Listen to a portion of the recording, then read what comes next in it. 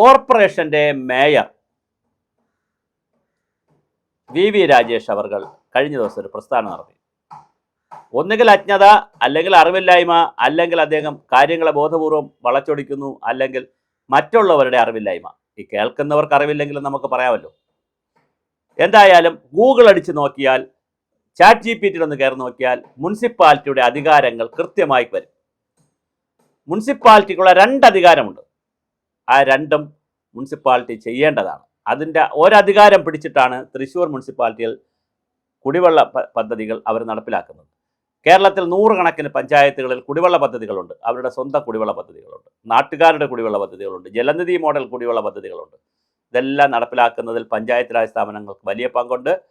ഭരണഘടനയുടെ ആർട്ടിക്കിൾ 73, 74 പ്രകാരം കൃത്യമായി കുടിവെള്ള വിതരണം ഉറപ്പുവരുത്താനും മാലിന്യ അഴുക്കുചാൽ നിയന്ത്രണത്തിലുമൊക്കെ വലിയ പങ്കാണ് മുനിസിപ്പാലിറ്റിക്കുള്ളത്. ഇനി കേരള മുനിസിപ്പൽ ചട്ടം 1994 എടുത്താൽ പോലും അതിനകത്തും വിവിധ ക്ലാസുകളിലായി പറയുന്നത് മാലിന്യ സംസ്കരണവും ഖരമാലിന്യ നിർമ്മാർജ്ജനവും ദ്രവമാലിന്യ നിർമ്മാർജ്ജനവും ഇതെല്ലാം മുഴുവൻ പഞ്ചായത്ത് രാജ് സ്ഥാപനങ്ങളുടെ ഉത്തരവാദിത്വമാണ്. അഥവാ രാജേഷ് പറയുന്ന തിയറിയാണ് നമ്മൾ എടുത്താൽ, NH എന്ന് പറയുന്ന റോഡിൽ കിടക്കുന്ന ഒരു മാലിന്യവും രാജേഷിന് എടുക്കാൻ പറ്റത്തില്ല, അത് NH-കാർക്കുള്ളതാണ്. MC റോഡിൽ കിടക്കുന്ന മാലിന്യം എടുക്കാൻ പറ്റത്തില്ല, അത് MC റോഡുകാർക്കുള്ളതാണ്. സാധാരണ വഴി കിടക്കുന്ന മാലിന്യം എടുക്കാൻ പറ്റത്തില്ല, അത് സ്വകാര്യ വഴികളാണ്. ആകപ്പാടെ കോർപ്പറേഷൻ്റെ വഴി കിടക്കുന്ന കുറച്ച് റോഡുകളിലെ മാലിന്യം മാത്രമേ എടുക്കാൻ പറ്റുള്ളൂ. അതുകൊണ്ട് മാലിന്യത്തിൻ്റെ കാര്യത്തിൽ ശ്രീ വി രാജേഷ് പറയുന്നത് പൊട്ടത്തരമാണ്. അതങ്ങനല്ല.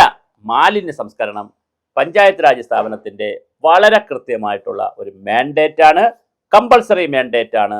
അതിൽ സെക്രട്ടറിക്ക് വലിയ റോളുണ്ട്. ആരെങ്കിലും കോടതിയിൽ പോയി സെക്രട്ടറിക്കെതിരെ, പഞ്ചായത്ത് സെക്രട്ടറി ആവട്ടെ, മുനിസിപ്പൽ സെക്രട്ടറി ആവട്ടെ, കോർപ്പറേഷൻ്റെ നമ്മുടെ ബ്ലോക്കിൻ്റെ സെക്രട്ടറി ആവട്ടെ, ജില്ലയുടെ സെക്രട്ടറി ആവട്ടെ, ഏത് സെക്രട്ടറി ആയാലും, ഇപ്പോൾ ജില്ലാ പഞ്ചായത്തിന് അങ്ങനെയില്ല, കാരണം അവർ ഇംപ്ലിമെൻറ്റ് ചെയ്യുന്നവരല്ലല്ലോ. അല്ലാതെ ഗ്രാമപഞ്ചായത്തിലോ മുനിസിപ്പാലിറ്റിയിലോ കോർപ്പറേഷനിലോ സെക്രട്ടറിക്കെതിരെ ആരെങ്കിലും കേസ് പോയാൽ ഈ നാട് നാറുന്നു, ഇത്രയും കുഴപ്പമുണ്ടാകുന്നു, സെക്രട്ടറിക്കെതിരെ നടപടി എടുക്കുമെന്ന് പറഞ്ഞാൽ വലിയ നടപടി വരും. സെക്രട്ടറി അതിനകത്ത് ഉത്തരവാദിത്തമാണ്. As A person, secretary bureaucratic head എന്നുള്ള നിലയിൽ സെക്രട്ടറിക്ക് വലിയ ബാധ്യതയുണ്ട്. അഡ്മിനിസ്ട്രേറ്റീവ് ഹെഡ് പൊളിറ്റിക്കൽ ഹെഡ് എന്നുള്ള നിലയിൽ മേയർക്കും വലിയ ബാധ്യതയുണ്ട്. പക്ഷെ അവർ പറഞ്ഞത് മുഴുവൻ പൊട്ടത്തരമാണ്. അവിടെ ശിവൻകുട്ടി പറഞ്ഞതാണ് നിയമപരമായി ശരി, പക്ഷേ ശിവൻകുട്ടിക്കും അത് പറയാൻ അവകാശമില്ല എന്നുള്ളതാണ്. കഴിഞ്ഞ 10-40 വർഷമായി ഈ ശിവൻകുട്ടിയൊക്കെ അല്ലേ ഇവിടെ ഭരിക്കുകയും ശിവൻകുട്ടിയുടെ ശിഷ്യന്മാരും ആര്യ രാജേന്ദ്രനും ജയൻ ബാബുവും എല്ലാം ശിവൻകുട്ടിയുടെ ശിഷ്യന്മാരല്ലേ. അതുകൊണ്ട് ശിവൻകുട്ടിക്ക് ഇത് പറയാൻ യോഗ്യതയൊന്നുമില്ല. പക്ഷേ നാട്ടുകാർക്ക് ഇത് ചോദിക്കാനും നാട്ടുകാർക്ക് ഇത് പറയാനുള്ള അർഹതയുണ്ട്. ഭരണഘടന അനുസരിച്ചായാൽ കുടിവെള്ളം, ശുചിത്വമെല്ലാം പഞ്ചായത്ത് രാജ് സ്ഥാപനങ്ങളുടെ ജോലിയാണ്, അങ്ങനെ കോർപ്പറേഷൻ്റെ ജോലിയാണ്.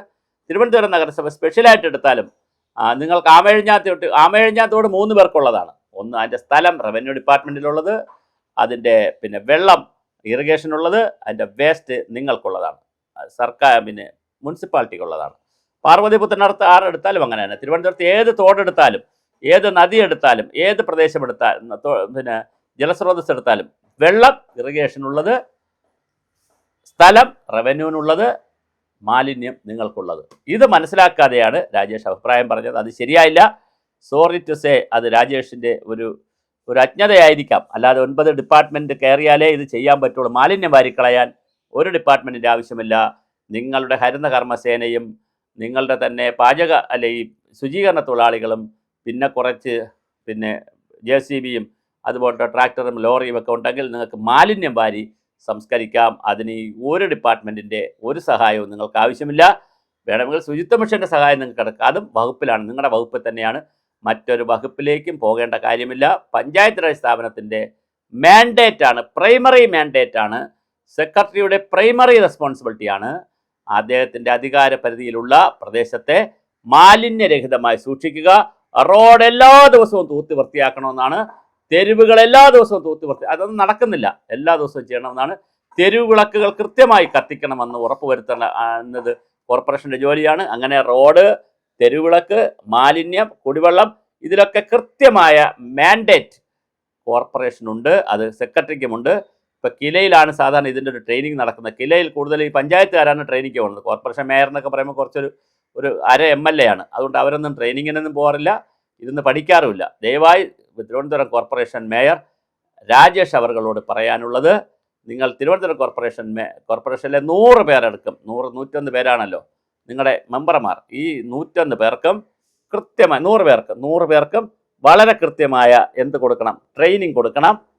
മാനുവൽ ഈ മുനിസിപ്പാലിറ്റി ചട്ടം വല്ലപ്പോഴും എടുത്ത് വായിക്കണം. അതിൻ്റെ ബുക്സൊക്കെ തന്നെ നന്നായിട്ട് അവൈലബിൾ ആണ്. അതിനകത്ത് വളരെ കൃത്യമായി ഈ ചട്ടങ്ങളും റൂൾസും ആക്റ്റും സെക്ഷനുമൊക്കെ കൃത്യം പറയുന്നുണ്ട്. നിങ്ങളുടെ ജോലിയാണ്, മേയറുടെ ജോലിയാണ് കേരളത്തിൽ നഗരപ്രദേശങ്ങളിലെ, കോർപ്പറേഷൻ പ്രദേശങ്ങളിലെ മാലിന്യം വാരിക്കളയുക. അതിൻ്റെ പ്രൈമറി റെസ്പോൺസിബിലിറ്റി ഫിക്സ് ചെയ്ത് വെച്ചിരിക്കുന്നത് അതാത് സ്ഥലങ്ങളിലെ സെക്രട്ടറിയാണ്. അപ്പോൾ കോർപ്പറേഷൻ്റെ secretary is the first person, second person V Rajesh. അപ്പോൾ എന്തായാലും വളരെ കൃത്യമായ ഒരു നിയമം ഈ രാജ്യത്ത് ഉണ്ടാക്കി വെച്ചിട്ട് ആ നിയമം അറിഞ്ഞൂടാത്ത രീതിയിൽ ആരെങ്കിലുമൊക്കെ വർത്താനം പറഞ്ഞാൽ കുഴപ്പമില്ല, മേയർ വർത്താനം പറഞ്ഞാൽ അത് ശരിയല്ല. ഈ 9 വകുപ്പിൻ്റെ പോയിട്ട് ഒരാളിൻ്റെ സഹകരണം വേണ്ട. നിങ്ങളുടെ വകുപ്പും പഞ്ചായത്ത് വകുപ്പും കോർപ്പറേഷനും മാത്രം വിചാരിച്ചാൽ തന്നെ ഇത് ക്ലീൻ ചെയ്തിടാം. പിന്നെ ബാക്കി വരുന്ന മറ്റ് ഏജൻസികൾ അവരുടെ കാര്യങ്ങളൊക്കെ ചെയ്ത് വരുമ്പോൾ കൂട്ടായ്മ വരും. അല്ലെങ്കിൽ കൂട്ടായ്മയിലുള്ള യോഗത്തിലൂടെ ഇത് കാര്യങ്ങൾ ചെയ്തെടുക്കാം. പക്ഷേ പ്രൈമറി ഉത്തരവാദിത്വം മാലിന്യത്തിൻ്റെ കാര്യത്തിൽ നിങ്ങൾക്ക് തന്നെയാണ്. അത് പോയാൽ മാലിന്യം പരമാവധി സംസ്കരിച്ചു കഴിഞ്ഞാൽ ഒരു വെള്ളക്കെട്ടും ഇവിടെ ഉണ്ടാവുകയില്ല എന്നുള്ളതാണ് യാഥാർത്ഥ്യം.